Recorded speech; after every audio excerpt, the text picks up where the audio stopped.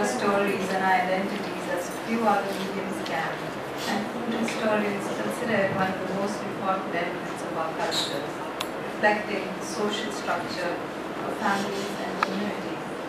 Today, food writing has moved from the kitchen to the bookshelf in memoirs, biography, post-colonial studies, academic anthropology, and of course, travel writing. Food writing is now a literary activity built on words and sentences rather than on food ingredients forged in the writing table. Often called food porn, the attempt to titillate the senses, teasing and prodding memories, sensations, and palates. There's a staggering number of food memoirs and cookbooks published every year, and there's a readership for each one. Cookbooks are, across these days, cookbook authors these days aren't culinary professionals, rather they have other careers, like I think both of you do, or their home cooks, like neither of you are, and with a passion for food. Today I'm going to introduce two new books and their authors. Both of it stand out clearly, each one unique in their own right. Pamela Timms with Korma, Kheer and Kismet, 5 seasons in Old Delhi, and Aparna Jain with the Sood family cookbook. Both fall into the category of food memoir, each with their own personal story. Pamela, whose blog Eat and Dust documents a culinary journey to the murky depths of Old Delhi and extended experiences in one book. Pamela, your book begins with a visit to the meat and spice markets in Sadar Bazaar, an adventure in itself, and in some ways a story of Delhi. Can you tell us more about the Old Delhi experience? Yeah. Shall I read that bit actually? Yeah. You mentioned. Yeah, so this bit that I'm going to read is kind of when I'm just about in the middle of everything. I've got very deep into Old Delhi and back streets. This is a moment where I just thought, oh my God, how did I get here? So I'll read that bit. It's right at the beginning of the book actually, but it's when I'm actually in the thick of the year in Old Delhi. I was sitting in a tiny meat shop in Sadar Bazaar, one of the city's least photogenic spots, as dust, dirt, flies, and diesel fumes swarmed in from the street outside, and stagnant, fetid air trapped every passing smell, fragrant and foul. The butcher, Mohammed Gulrez Qureshi, was perched on top of the shop's counter, cross-legged behind a huge slice of tree trunk. Next to him sat a young apprentice on a tomb-sized slice of marble, from which hung a fluffy tail. A defiantly lively tuft is still attached to the rear end of his recently skinned and dismembered owner. Both of them seemed oblivious to the searing heat, which was testing even the marble's resolve. The shop was about the size of a large cupboard into which had been crammed, apart from the two butchers, half a dozen fresh cut goat carcasses, an ancient set of scales, and a shelf of ready-made masalas. In front of the counter, almost nose to tail with the meat, and giving the impression of an audience waiting for a performance to begin, sat my husband Dean, two men I'd just met, Mr. Gogia and his nephew Anuj, and myself. Qureshi looked over to his customers, quietly awaiting instruction. Old Mr. Gogia muttered a few barely audible words. The butcher selected a shoulder and rack of mutton, placed it in the centre of the tree trunk chopping board, slowly sharpened his well-worn cleaver, then reduced the whole lot to a neat pile of pot-ready chunks. With a few more samurai blows, he created a mound of minced meat, then slid it all into a plastic bag and handed it down. Mr. Gogia took the bag and started to walk towards the door, but I was still looking at Qureshi's blade as if it was the Holy Grail, jotting down the exact sizes of pieces of meat, scrutinising the tree trunk, grooved and gashed by generations of use, even assessing the precise angle at which the blade met flesh. What was I doing in Mr. Qureshi's shop that day, obsessing over pieces of mutton with a sort of men named Gogia and a husband denied his Sunday lie in an air-conditioned brunch? The short answer is that I was researching a street food dish that I'd eaten a few months earlier. And the long one began with a rickshaw ride through Old Delhi in 2010.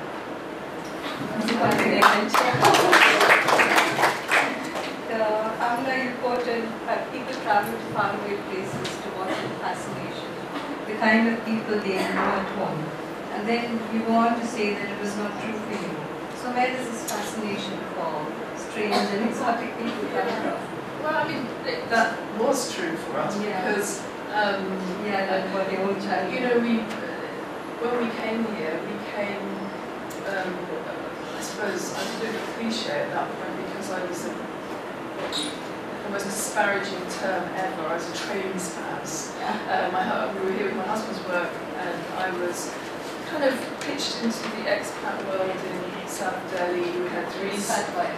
Yeah, expat wife, and I had 3 children that we had to get settled, and they were at an international school, and so they came home with American accents. I basically socialised with other expat mummies, and you know, after a few months, I just thought, you know, we didn't come to India to do this. You know, we came to do something a bit more interesting than this. So, you know, after I picked myself up and sort of escaped from the expat bubble, I reverted to food, because food is something that's always been a huge part of my life, my family's life. My mum was an amazing cook and was very, you know, kind of woman that spoke about what we were going to eat for dinner in the morning, and you know, I've grown up like that. So for me, food is a refuge in lots of ways. And so what I did was just decided to go out and start eating a lot. And actually it was partly a comfort thing. But you know, as it went on and I started my blog, which chronicled all the things that I was eating, you know, then actually became a way to make the contact in India that I'd actually been desperate to make all along. So that's what the book looks at, because I mean, I started off writing about all sorts of different foods, but once I went to Old Delhi, really, I think I knew that that was the place that I really wanted to be, and I wanted to focus on that. And street food for me was just impossibly exotic, because you know, we don't have everything we don't have in Britain really, and so that's for me endlessly fascinating. The food in itself is just, you know, extraordinary, the street food of Old Delhi, but the context in which you eat it is just amazing. The drama, the chaos, the history, it's just amazing. It all comes together in, you know, that one little plate of chaat. So I think that was what sort of drew me in and kept me there. And so you know, once I started eating that food, I knew that was where I was going to be spending a lot of time. I'm going to get back to that later, and we'll go on to your book now, the Sood family cookbook. Food memories typically have grandmothers, family kitchens, and comfort food, lots of it. And Aparna, your book has all of that in home. Grandmothers, Masis, cousins, and friends who collectively contribute to your own story with their unique personalities and recipes. Could you tell us about your favorite childhood food memories, or the memories triggered off by the writing of this book for your family, for the different families? Gosh, I don't think I have a favorite food memory as a child, but I'll tell you a story. So, my entire family, and my mother had 10 brothers and sisters. They were a family of 10 people. And they grew up in a little place in Connaught Place, and that was the heart of Delhi. So it's like, I have to describe it to you, it's like an open terrace, and the rooms are all around it. And you know, 10 kids running around, 2 bathrooms. Actually at that time there was probably just 1 bathroom and 1 kitchen. And we used to have duties. So the 5 girls used to have duties to make milk in the night. And I remember this because I was part of it. They used to make milk in the night. And the brothers used to make their lives miserable, because they would say, so one mother would say, do chini, one would say Bonvita, one would say Ovaltine, one would say this, one would say that. So the sister would go and make it, no, I've changed my mind, I want this, I want that. So you know, they used to rag their sisters about food, and that became like this big story which was carried on for generations, that you would rag people about food. My grandfather used to have children and ampapad in his cupboard behind him. Okay, and it was like kept away, stored away secretly. And I was 5 years old, and I used to come. I used to stay in Bangalore at the time, and so I used to come for my winter break. And when I would come, the first thing he would say to me is that children khana hai. Do you want to eat children? And it was a secret stash of children, and he would open his cupboard and he would give it to me and he would say, don't tell Nani. Because Nani would be like, your food will get spoiled, your appetite will get spoiled, this, that and the other. So children and ampapad became like the big food which was like the craving food and the food that, like, you know, we all wanted, and it was the secret food that we used to get. It was not really food, it was just a snack. So much so that every other cousin wanted it from me, and I was the only one who would get it, and all of them were jealous of me because of that. So till date, I would say ampapad for me holds memories which no other food or dish can. Just because it had that, yeah. Pamela, in your blog and your book, you capture the ethos, the daily drama, like you said, that is played out in the streets of Delhi with a fascinating cast of characters and events. Have you experienced anything on this scale in markets in the UK? I love the story, by the way, about the two Ashoks who found a restaurant in a car cave and then had to learn how to have it. I'm trying to think of any markets in the UK. Let's be one crazy market. Well, I suppose we lived in London in Soho for a while. There was still some quite old style markets there, but it's unusual now. The market we see is all supermarkets and hypermarkets. So no, nothing like that. The only thing I think that connects possibly my heritage, my Scottish heritage, and the what I ate on Delhi is the deep fried everything, and especially potatoes. In fact, I took somebody around the other day to just sample the chat. I did wonder how you took to that so readily. Yeah, no, I'm sure that's the key. Grew up with it, and actually, deep fried Mars bars. Yeah, deep fried Mars bars. Yeah, which in fact we've imported when we used to travel up into the hills when we first came in the summer. The local cafe in Kulu Valley used to make all our one pakoras for us. So because we described the deep fried Mars bars, so they would make a pakora out of chocolate. So it was a little bit, cultural exchange. But I think, definitely those are the connections. Aparna, your Pahari roots are very much a part of your identity, but there's also a sense of fun and quirkiness in many of your recipes. That's very much a part of who you are. I just met you yesterday, but I can see that already. The chili, gulabi, guava, and your very own hangover flavor. In yesterday's session, we explored the idea of food being central to our identity, and that man is what he eats, or woman. If so, how do you define who you are? Certainly not through food. Not through food. No. It's unusual. So I'll tell you, identity for me as a project when I was doing this came out through talking to my masis and my my uncles and everyone. For them, while we're all Pahari, we are from Himachal, we've had so much marriage within the family to all kinds of people from all over the country, people from all over the world, that I don't think for us food has an identity which is a Pahari identity. Yes, everybody in the house makes Pahari khana. Tuesday vegetarian, everybody makes Pahari khana because it's largely vegetarian, but everybody makes it differently. So while doing the project, like I would go to somebody and I would say, Asha, Henry Masi, I want your madra recipe. And she would be very thrilled. And then I'd go to Rehu Masi and I'd say, Masi, I want your palda recipe. And she would say, but take my madra recipe also. And you don't have the heart to tell her, I don't like your madra. So they all made madra, but they all made it differently. And all the sisters thought their madra was the best madra. So their identity, I think, came from like some kind of hidden secret power as to. So I think their identity came a lot through food, maybe not me. Because theirs was more like, if my food is the best, my nieces and nephews will come to my house and they love me for that. So whenever I used to ask them for a recipe, and I'm talking much younger before I started this project, they would say, recipe kyun chahiye? You just come to my house and eat it. Because that was their secret power, that they didn't want to give away the recipe. That was their identity. So I think for them much more than me, I'm pretty liberal with sharing recipes. Yeah, and I don't define myself by my food really. I'm just quite open about it.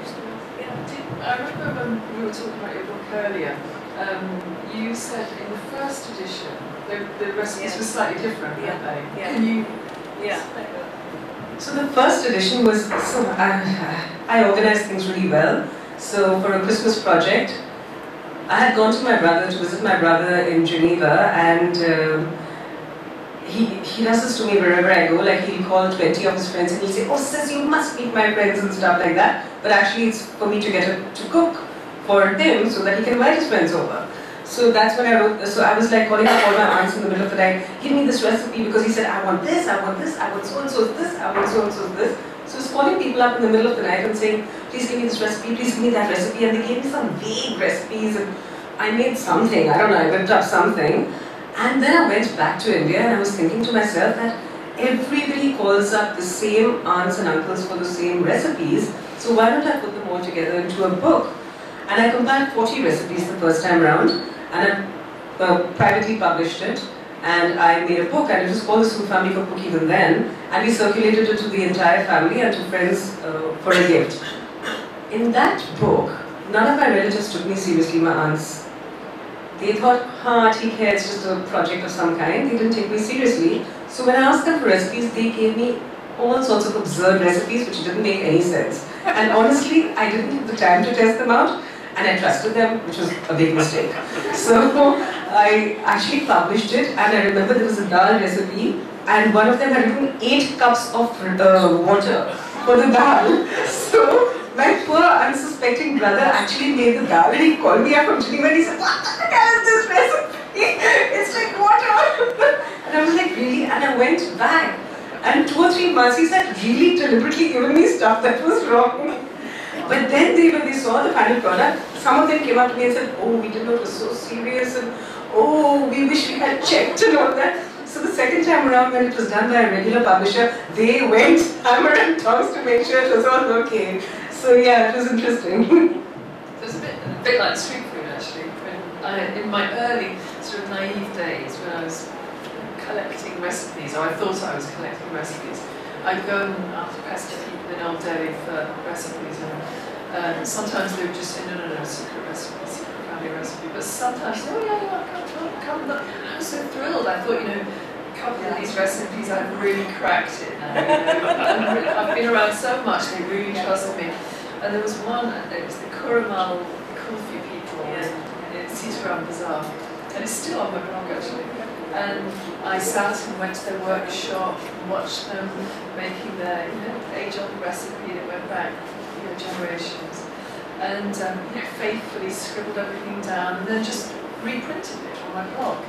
And somebody put a comment saying, really nice post and everything, but if these guys were putting 10 grams of saffron in that amount of ice cream, each ice cream would cost about 500 rupees. But yeah, so they do that. Now, coming back to you, I think you said that a lot of family members have their own personal, stories and memories sometimes came while recording. Yeah, so the way I've done the cookbook is I've tried to get some history on each recipe as to what it, so for example, my Sindhi aunt, she said we used to make a certain type of fish, and I said, can you tell me a little bit about your childhood or your memories associated with this fish or when you used to eat it? And in the beginning, most everyone I spoke to told me, we used to have to Sunday lunch, or we used to get together as a family and have it, like very, very on the surface. And finally I said to them, look, this is not going to work. I need to know what is your association with this recipe, and think about it, and I'll call you back in 10 days. And really, it turned out that they really dug deeper and deeper into what the recipe meant to them and where they got it from. And they came up with the most interesting stories. So for some it was a competition, like in our family, we don't use the normal like tomato, onion, tarka. Like, all you people use the tomato, onion in all your curries. We don't. So in some cases it was a competition. In some cases, they were reminded of their nanas and nanis themselves, and I'm talking of people who are 70 years old now, so they were reminded of their nanas and nanis and dadas, and it was very evocative for them, so the stories became richer for me, and I was able to So then you start to feel like a sense of connectedness with people you've never met, and you start to understand your family a little differently. You start seeing things about them you've never known, and you start to connect with them slightly differently because their memories are different, and you start to understand what they're all about and where they come from. So that was unique and interesting for me.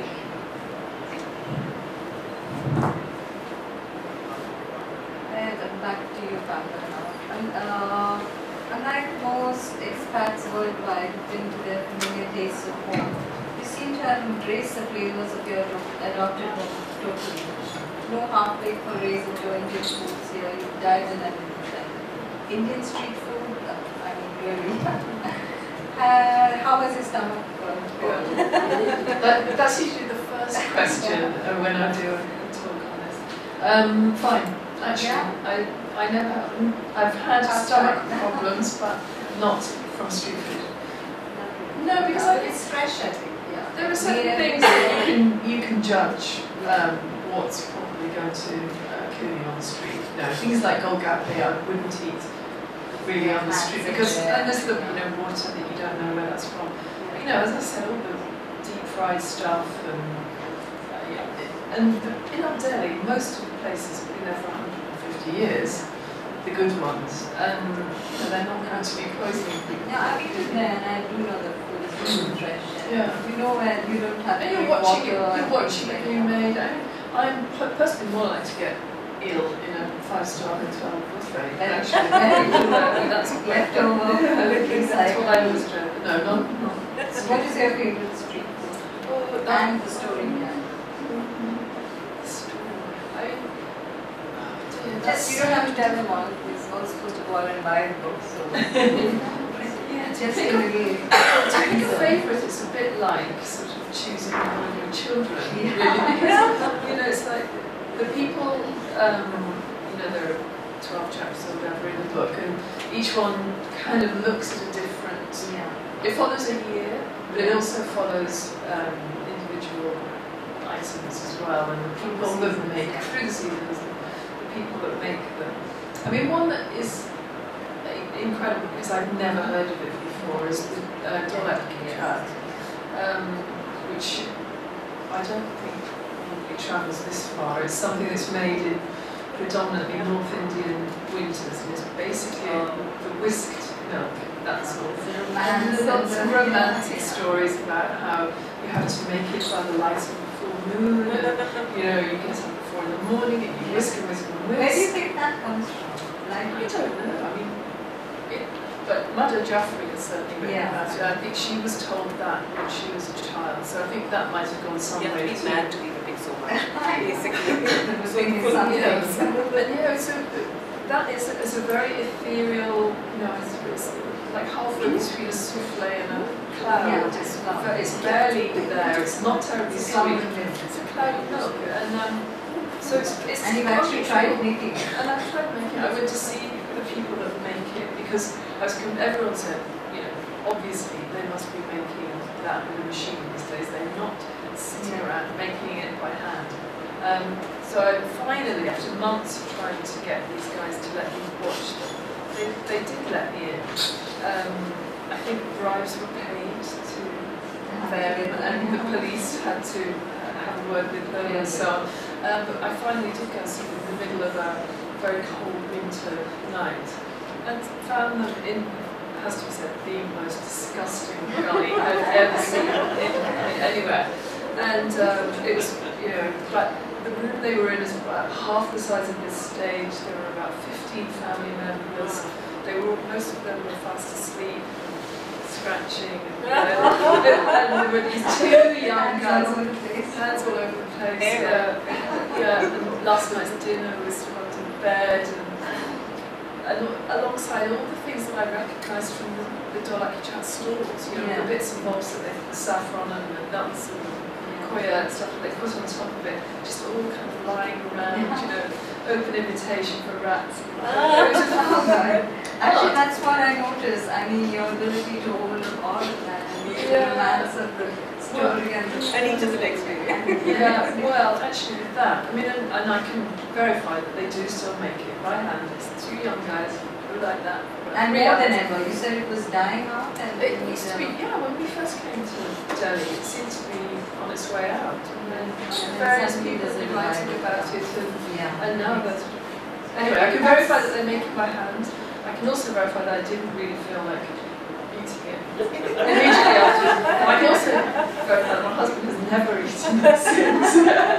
And I think that's why it's so important to document these food stories Yeah. and recipes, because there you have it. I mean, it was dying out. Because it's hard work. You know, they're poor farmers who You come could from be making something else. But it's just 10 and 5 rupees. Well, actually, I've noticed that Only they've put their prices up to 30 to 50 rupees this year, so they're having good prices at all. Yeah, they're having a good period in Old Delhi, but it's still, it's still a great. And could you explain the Kismet in your title? The Kismet came, in fact, from in the title. The Kheer and the Kismet both came from the old Kheer wala in Nayabad, which is in Chowri Bazaar, and that was he's again, they've been there around 150 years. They started off as a family that kept cows and supplied the milk.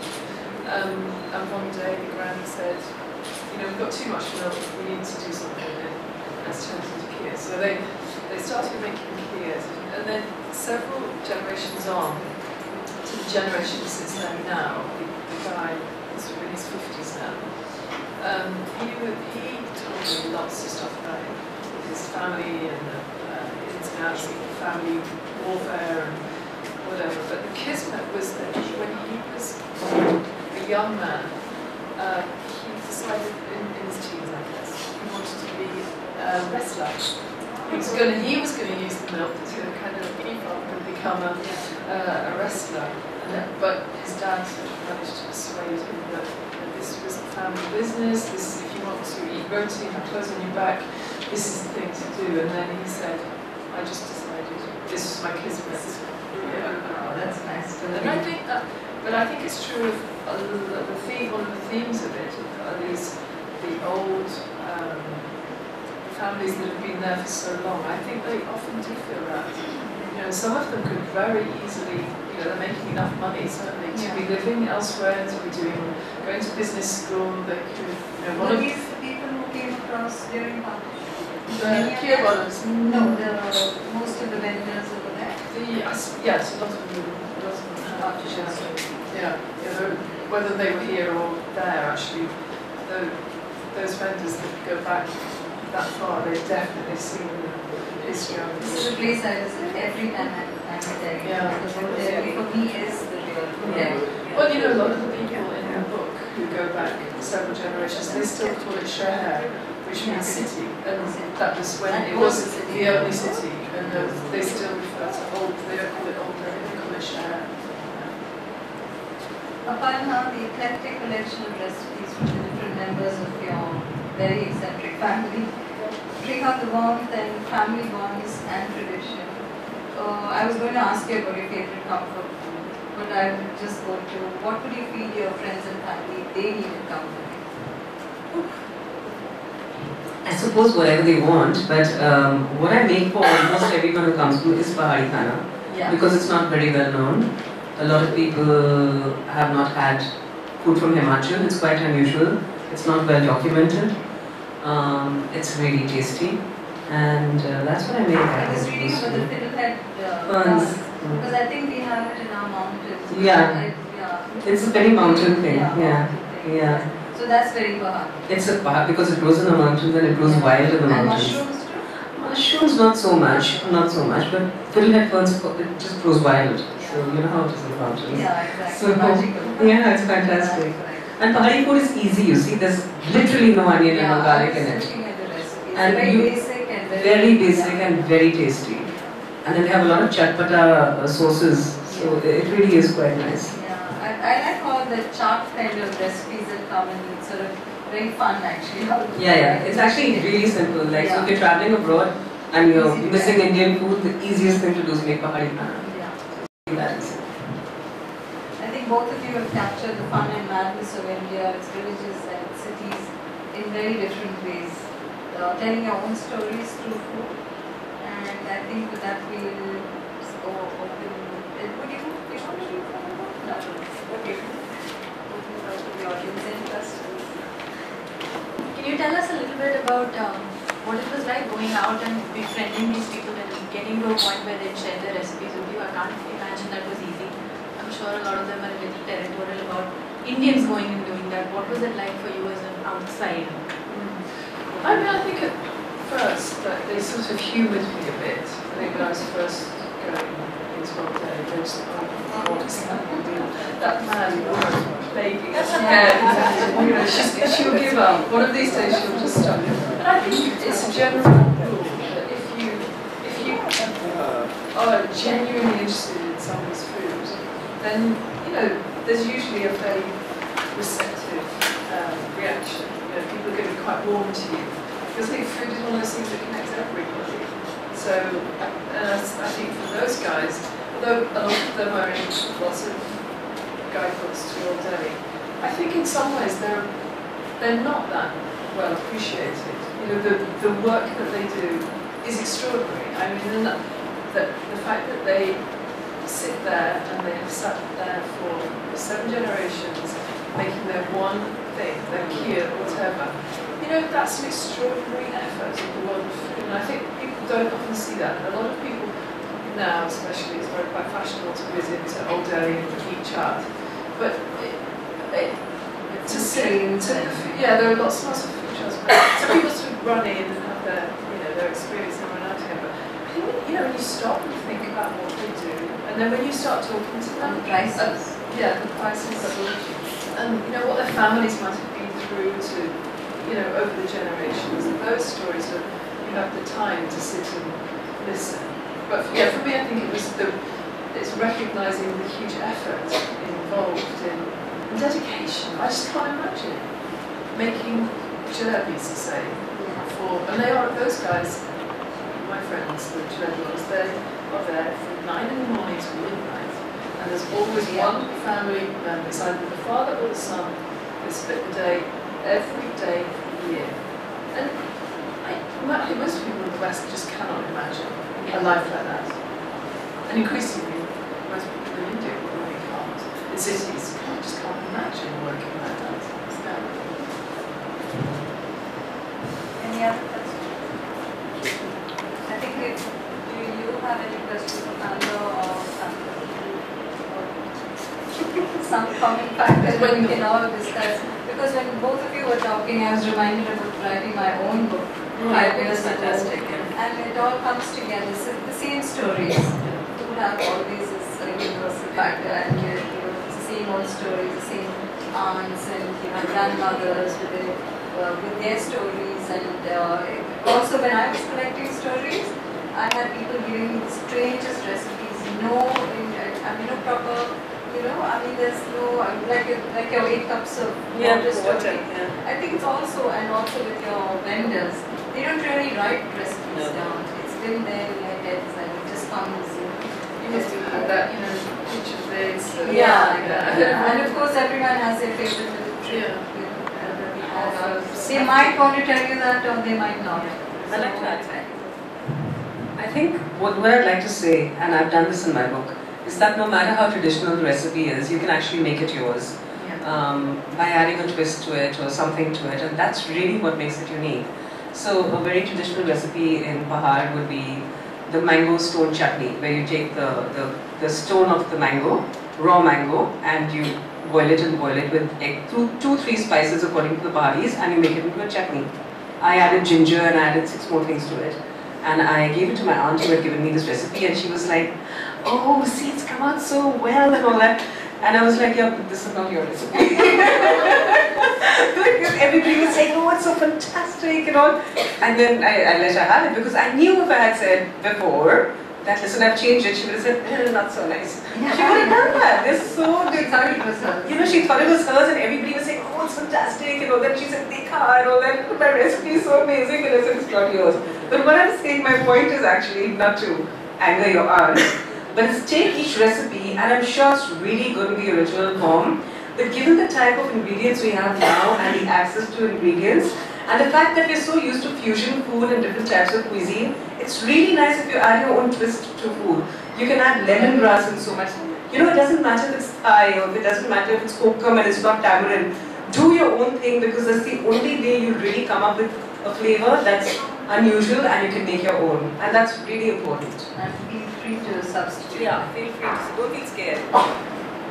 Also, I think, as an extension of what I was just saying, in street food, there's the hard kebab that people have. You know, that even I have some recipes which I believe are faithful to what they use on street, and it is never going to be the same.